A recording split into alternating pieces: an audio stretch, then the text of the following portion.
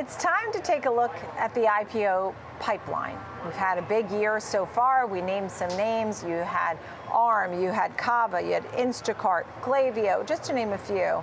John Jannarone is with us, editor-in-chief, publisher of IPO Edge. Could you tell us, it certainly felt like the IPO market had been so dried up in 2022. It was a terrible year. This back half, we started to see some exciting stuff happening in the IPO market. How would you quantify, because I know there were some exciting names, but in billions of dollars of listings, it's less than, right? What are the numbers of these IPOs? How do you quantify it? Hi, Nicole. Well, thanks for having me back.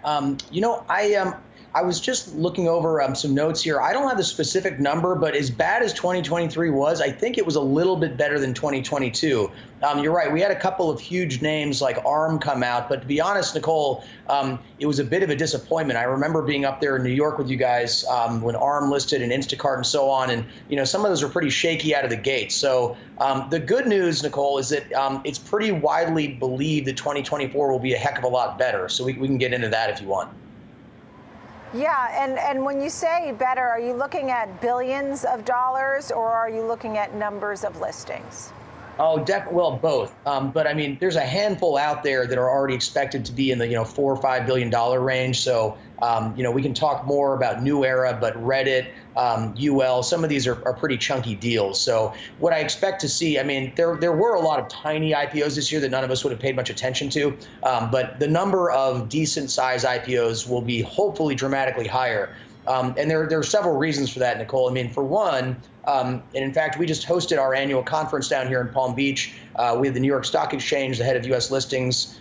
Tara was here, and something she pointed out is that there's a huge backlog that is keeping their registration filings very current. So they're all raring to go here. And you got to remember that particularly when you're looking at VC or private equity-backed companies, they pretty much have to sell them or find a liquidity event because they have 10-year investment horizons. And in many cases, we're bumping up to the tail end of that because the market's been essentially frozen for 2 years.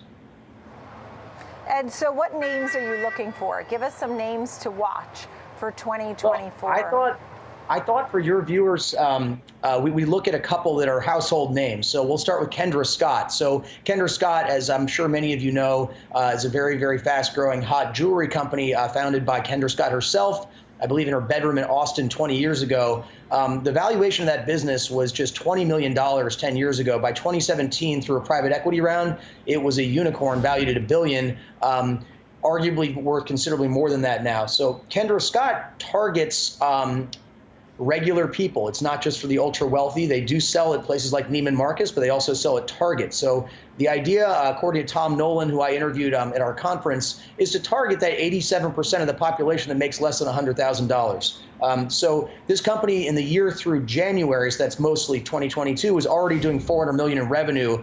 If it's continued to grow, next year could be a couple $100 million higher than that. So we're also looking at a multi-billion-dollar valuation there. So that's a really exciting one that I think people have been waiting for a while. And a lot of these guys had planned to go, Nicole, and they hit the pause button because the market was too cold.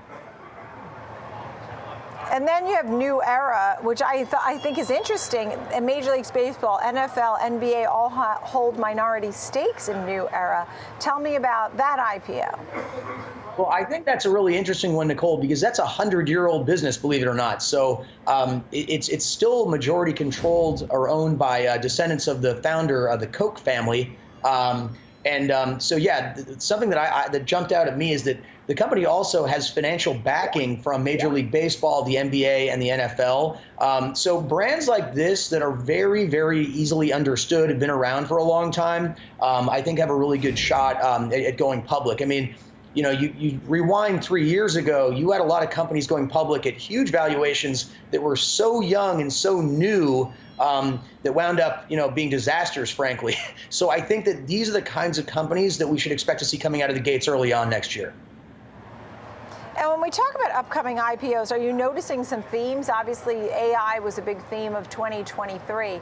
Are you noticing tech companies coming up?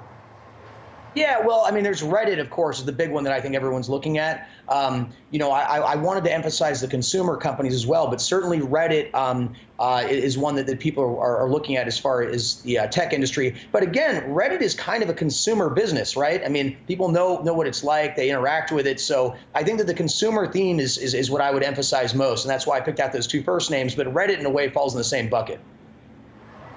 Yeah, understood. It's great to see you. John Jannarone, thank you, of IPO Edge.